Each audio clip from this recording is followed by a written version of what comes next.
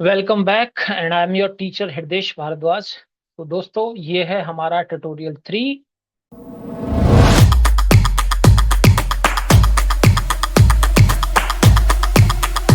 जिसमें अब तक हमने कंप्लीट कर लिया है HTML के headings, paragraph, marquee, basic font formatting. ये सारी चीजें अब तक कंप्लीट हो चुकी हैं। आगे बढ़ते हैं सीरीज में, और आगे आज हम सीखते हैं कि अगर हमें पिक्चर्स यानी इमेजेस HTML के अंदर लगानी है, क्योंकि अगर आप वेब पेज बना रहे हैं, वेबसाइट बना रहे हैं, तो जाहिर सी बात है उसमें आपको पिक्चर्स लगानी रहेंगी। यानी आपकी प्रोडक्ट की फोटोग्राफ्स हो सकती हैं, आपका लोगो हो सकता है, आपकी टीम की फोटोग्राफ्स हो सकती हैं। तो website is more of text and pictures, images. तो वेबसाइट के अंदर ज्यादातर आपके पास इमेजेस होती हैं, टेक्स्ट होता है जो कि आप अलग अलग फॉर्म में आप देख रहे हो। तो पिक्चर्स लगाना सीखते हैं।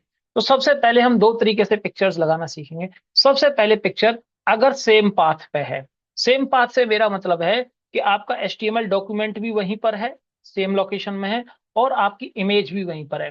तो अभी मेरा डॉक्यूमेंट है डेस्कटॉप पे, और अगर डेस्कटॉप पे ही कोई पिक्चर्स हैं तो उनको अगर लगाना है तो किस तरीके से लगाएंगे। ठीक है, तो आप देखेंगे ये मेरा डॉक्यूमेंट है, और यहाँ पर लेट से मेरे पास कोई पिक्चर है, जैसे एक ये इमेज है। आप कैसे कह सकते हैं इमेज है, क्योंकि लास्ट में JPG लिख रहा है। तो HTML में तीन तरह की पिक्चर्स अलाउड है: JPG, PNG, GIF। और अभी फोर्थ जनरेशन का भी है, WEVP। नेक्स्ट जनरेशन का जो है WEVP, उसके बारे में हम नेक्स्ट में चर्चा करेंगे जब हम HTML अपडेट करेंगे। और ये समझिए अभी के लिए वो लाइट वेट पिक्चर्स होती हैं। JPG की फुल फॉर्म है जॉइंट पिक्चर्स ग्राफिक, यानी आप एक पिक्चर बना रहे हो नॉर्मल जो है। PNG मतलब आपकी ट्रांसपेरेंट पोर्टेबल नेटवर्क ग्राफिक्स होती हैं।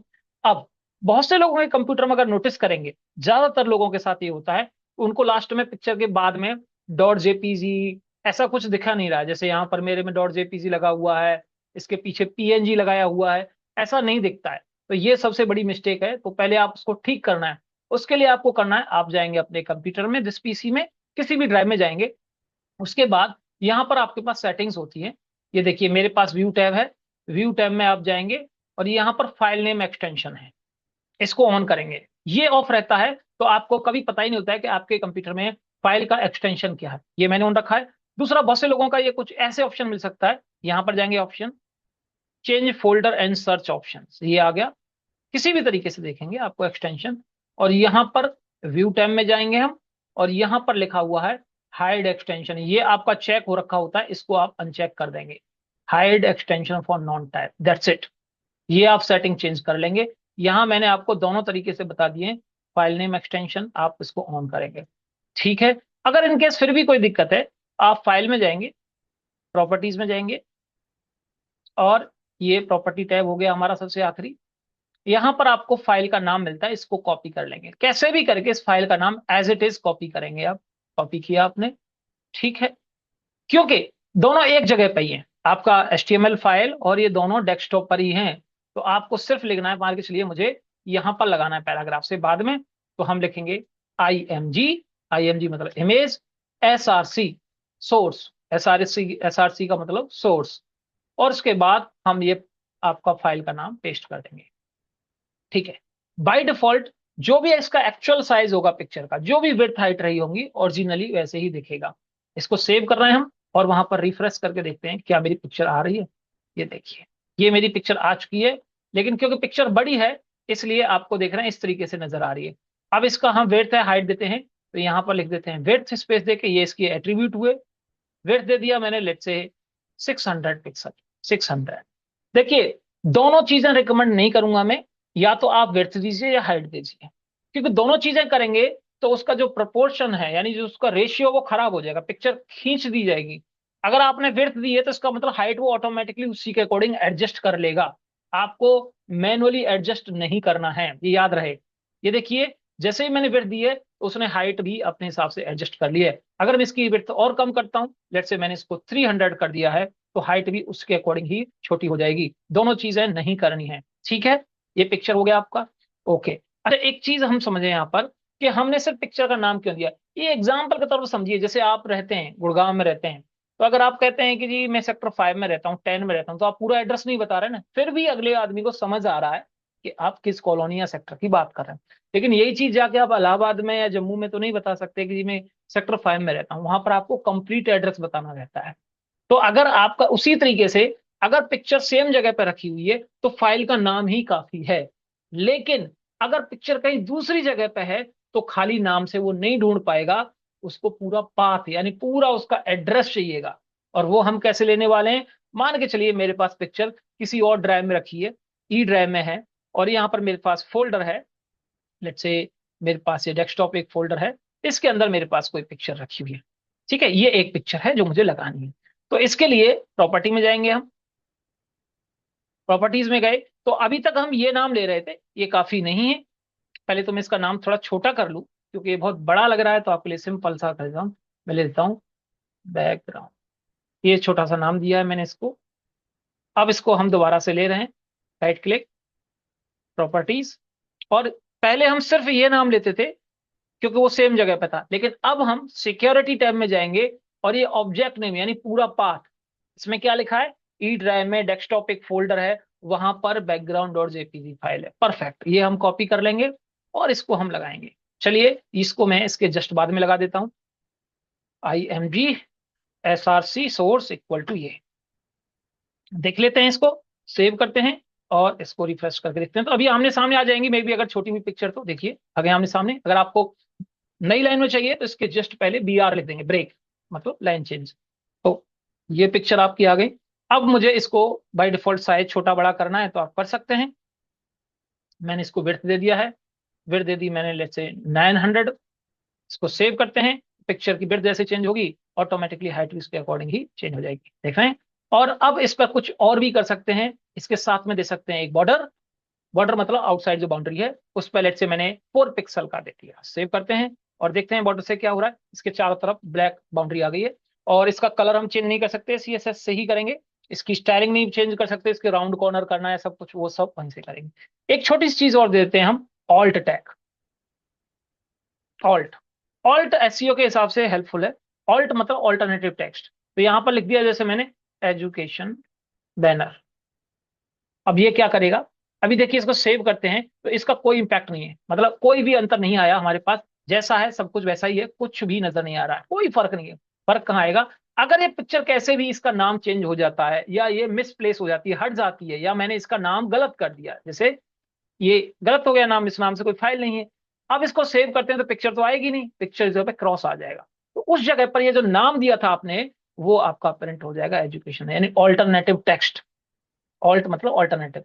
ये एसईओ पॉइंट ऑफ व्यू से भी हेल्पफुल है क्योंकि इस वेबसाइट को एक टैग दिया गया, आइडेंटिटी दी गई, जब गूगल में एजुकेशन बैनर सर्च करेंगे तो ये पिक्चर आने के चांसेस हैं। 100% नहीं होती कोई चीज एसईओ में, बट यस ये पिक्चर की विजिबिलिटी इस कीवर्ड से बढ़ती है। तो आप देख रहे हैं ऑल टैग का बेनिफिट है कि ये जब पिक्चर मिस हो गई है, कैसे भी नहीं सही से कर पाई है, तो उस जगह पर आपको या डेवलपर को हेल्प मिल जाती है समझने के लिए कि यहाँ पर कौन सी पिक्चर लगाई गई होती थी या लगाई गई थी, उससे उसको एक तरीके से हिंट मिल जाती है। उसके लिए हम ऑल टैग करते हैं। अगर आप चाहते हो कि नहीं मुझे इसके ऊपर भी लिखा हुआ चाहिए तो आप टाइटल दे सकते हैं, टाइटल, और यहाँ पर दे दिया मैंने एजुकेशन बैनर सैंपल, ऐसे मैंने ये लिख दिया है। और अब इसको सेव करते हैं, देखते हैं इससे क्या फायदा हुआ। इससे ये फायदा हुआ कि जब माउस लेके जा रहे हैं आप इसके ऊपर तो आपको टूल टिप टेक्स्ट की तरह, ये टेक्स्ट की तरह विजिबल हो रहा है, यानी माउस पे साथ साथ दिख रहा है, एक विजिबिलिटी दे रहा है। तो ये पिक्चर थी। तीसरा होता है CDN से लगाना। CDN की फुल फॉर्म होती है content delivery network. CDN stand for content delivery network, यानी मैंने पिक्चर डाउनलोड नहीं की है, मुझे सीधा जो लिंक है उसको लगा देना है, तो वो भी IMG SRC के अंदर ही लगेगा, उससे कोई प्रॉब्लम नहीं है। तो मान के चलिए मैंने कोई पिक्चर आप सर्च किया, यहाँ पर कोई सी वेबसाइट साइट खोला, और पहले राइट क्लिक करेंगे और यहाँ पर लिखा होता है लिंक, सीधा ऑप्शन है कॉपी इमेज लिंक, ये कॉपी कर लिया मैंने। और अब हम चलते हैं सिंपल सा कहीं पर, मान चलो ये जो पहली पिक्चर है इसको बदल देते हैं, इस जगह पर हमने उसको पेस्ट कर दिया। तो आप देख रहे हैं यहाँ सीधा वेबसाइट का लिंक है http://website.com images slider home today, पूरा पाथ आ गया इसका। और अब ये थोड़ा सा स्लो होगा, याद रहे ये पिक्चर तभी आएगी जब आपके पास इंटरनेट एक्टिवेट है, यानी HTML के लिए इंटरनेट नहीं चाहिए, लेकिन इस पिक्चर के लिए देखिए अभी तक नहीं आई है, आ गई, ये आ गया। साइज बड़ा छोटा जैसा करना है कर सकते हैं, इसके सामने आप विड्थ कम लिखे हुए इसलिए है। इसको 100% कर देते हैं, 100% का मतलब जितना बड़ा आपका स्क्रीन है उतना ही बड़ा, परसेंट में भी दे सकते हैं, तो जितना बड़ा आपका स्क्रीन है उसके अकॉर्डिंग ये ऑटो फिट हो गया। ठीक है, तो इस तरीके से हमने पिक्चर्स लगानी सीखी है HTML के अंदर। आप कहीं से भी पिक्चर लगा सकते हैं, आप सेम जगह से ला सकते हैं, लिंक से लगा सकते हैं। आई एम श्योर ये आपको समझ में आ गया होगा पिक्चर किस तरीके। सेम तरीके से लिंक भी लगाया जाता है। चलिए लिंक और समझ लेते हैं कि अगर वेबसाइट का लिंक, तो एक एग्जांपल तो वही है कि अगर मुझे वेबसाइट टू वेबसाइट यानी इनर लिंक करना है, एक वेबसाइट से दूसरे वेबसाइट के पेज पे जाना है, जैसे होम से अबाउट पे कॉन्टैक्ट पे ऐसे पेजेस होते हैं, तो आप उसी वेबसाइट पे घूमते हो, उसको इनर बोलते हैं। तो अभी मैंने ये वेबसाइट लाइव नहीं की है, तो अभी के लिए मैं क्या करता हूँ, मेरे पास कुछ पहले से HTML फाइल पड़ी है, जैसे ये एक HTML फाइल है, इसके साथ लिंक करना चाहता हूं। मैं चाहता हूं जब इसको प्ले कर रहा हूं तो वहां पर कहीं लिखा हुआ क्लिक हियर, और जैसे ही क्लिक हियर पर क्लिक करें तो ये वाला मेरा फाइल कंपाइल हो जाए, इसका आउटपुट मुझे आ जाए। सेम जगह पे है तो फाइल का नाम ही काफी है, हम इस फाइल को उठा लेंगे, प्रॉपर्टीज में हम गए, ये फाइल का हमने नाम ले लिया।